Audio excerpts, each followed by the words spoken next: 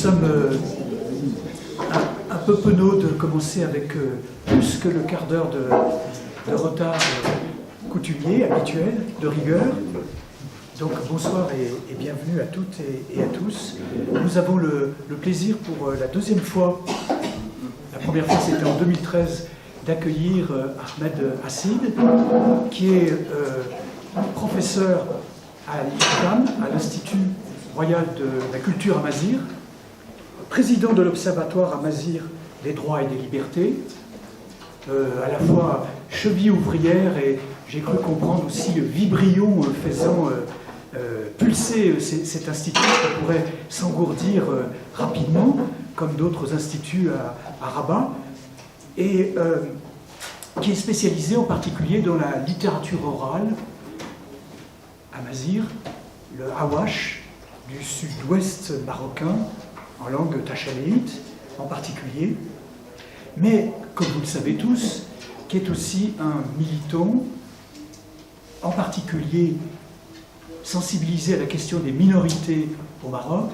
la minorité noire, depuis longtemps, et me rappelait-il tout à l'heure, avant même l'arrivée numérique de plus en plus importante des Africains subsahariens, minorité sexuelle, minorité religieuse, de là des prises de position, des interventions dans le débat public au Maroc qui lui valent beaucoup d'adversaires, en particulier au sujet de l'islam.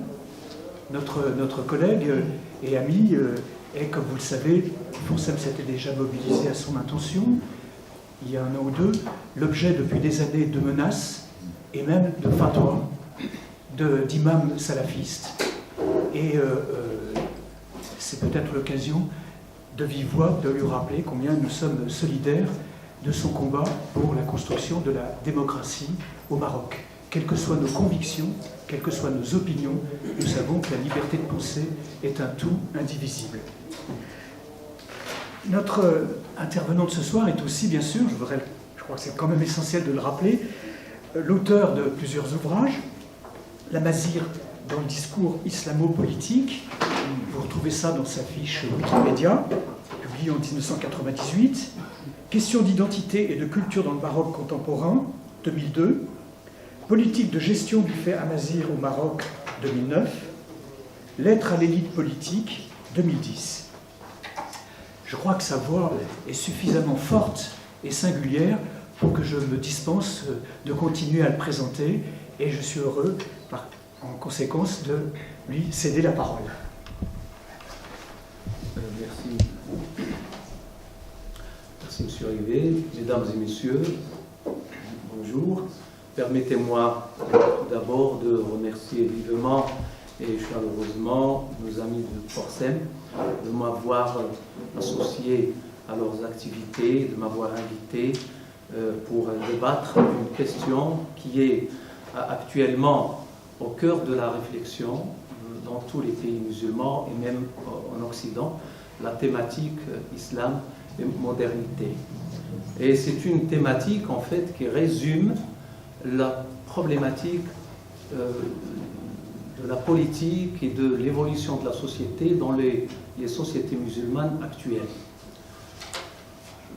En jetant un regard par exemple sur le Maroc, on va constater qu'aux côtés des grandes villes, il y a également des aspects du monde rural. On va constater qu'au sein du système éducatif, il y a des valeurs de la modernité, mais aux côtés des valeurs traditionnelles. On va constater également que les hommes dans la société musulmane acceptent que la femme travaille et qu'elle a un salaire, mais en même temps, ils n'acceptent pas qu'il y ait une modification du code de la famille ou qu'il y ait des acquis juridiques au profit de la femme. Donc il y a des contradictions.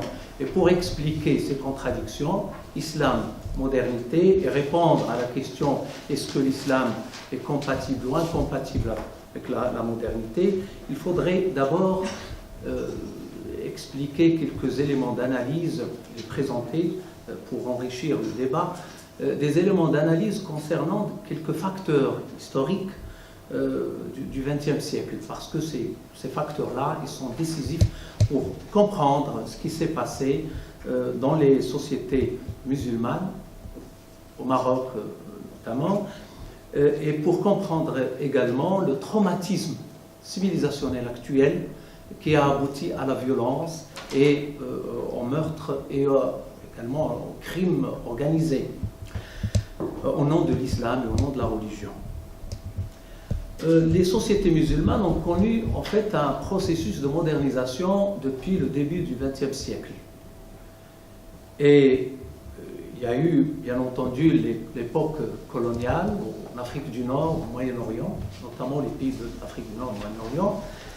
Et on peut repérer 4 éléments intéressants. D'abord,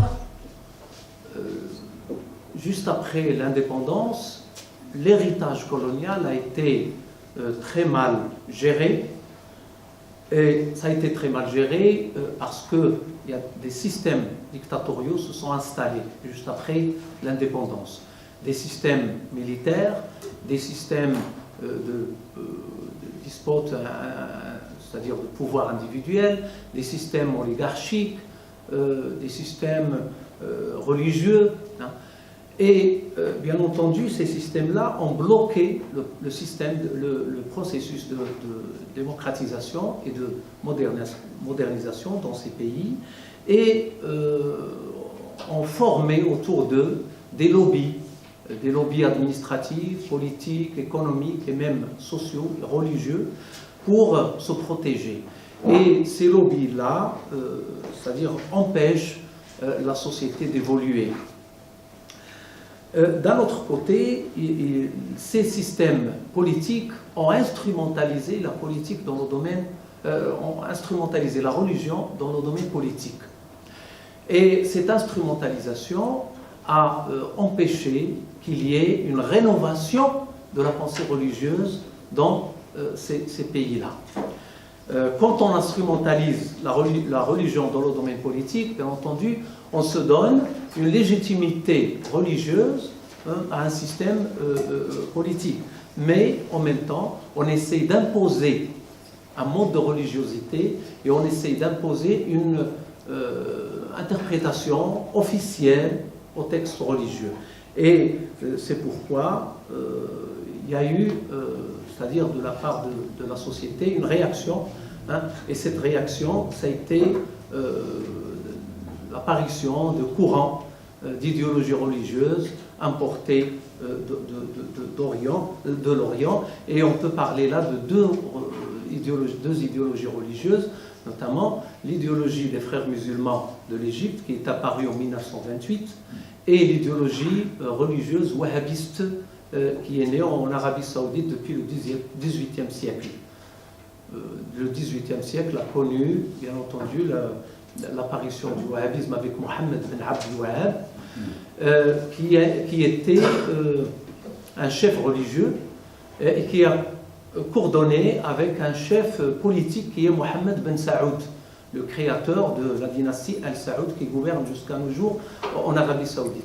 Donc cette alliance entre le religieux et le politique en Arabie Saoudite a créé cet État de l'Arabie Saoudite. Et puis un autre facteur d'une grande importance, c'est la découverte du pétrole aux péninsules arabes et notamment en Arabie Saoudite. La découverte du pétrole a eu des conséquences très c'est-à-dire négatives, parce que ce système politique a décidé de véhiculer un peu, c'est-à-dire d'exporter un peu cette idéologie sahraoui, hein, qui était isolée dans le péninsule arabe, de l'exporter un peu partout dans le monde. Et c'est ce qui explique que l'Arabie Saoudite a dépensé en 30 ans 87 milliards de dollars pour faire connaître le wahhabisme à travers le monde, même en Europe, en Amérique, et bien entendu les pays du Moyen-Orient et de l'Afrique du Nord ont été touchés par cette idéologie fanatique. Il y a également, d'un autre côté, l'apparition des frères musulmans en Égypte, c'était un facteur important, parce que avant les frères musulmans, c'est-à-dire la fin du XIXe siècle, il y avait ce qu'on appelle la Renaissance arabe, ou arabo-musulmane, avec des penseurs, de nouveaux penseurs de l'islam, qui essayaient de rénover un peu la pensée religieuse. On peut citer Mohamed Abdou, on peut citer Abdurrahman al-Kawakibi, Jamal al-Din al-Afghani. C'était des gens qui essayaient de répondre à une question qui était posée à la fin du XIXe siècle. Et cette question, c'était pourquoi les musulmans sont restés sous-développés et pourquoi les autres nations, les autres pays sont devenus des pays c'est-à-dire industriels et bien avancés. Pour répondre à cette question, ces penseurs ont essayé de repérer un peu les éléments ou les points forts de la civilisation occidentale. Ils sont arrivés à un résultat, c'est que si l'Occident est fort et bien avancé et bien développé, c'est grâce à la science et grâce également à la rationalité ou au rationalisme occidental. Donc, ils ont décidé également de rationaliser un peu la pensée religieuse et de l'humaniser. Et ils ont essayé également de s'ouvrir sur la science moderne, sur la connaissance scientifique. C'était très intéressant comme travail, c'est-à-dire intellectuel, qui a été fait par ces grands penseurs. Malheureusement, quelques années après, en 1927-28, l'apparition des frères musulmans a avorté tout ce projet, parce que les frères musulmans sont venus avec une autre logique. Et la logique des frères musulmans, c'est qu'il faut revenir en arrière, puisque les musulmans étaient très forts et c'est-à-dire ils ont connu une grande civilisation les 4 premiers siècles de l'Hégire. Donc, il suffit de revenir en arrière et de se baser sur la religion de nouveau et de s'attacher au Coran comme l'unique référentiel pour qu'on puisse avancer. Donc là, l'Occident est devenu, c'est-à-dire il incarne le mal pour les frères musulmans.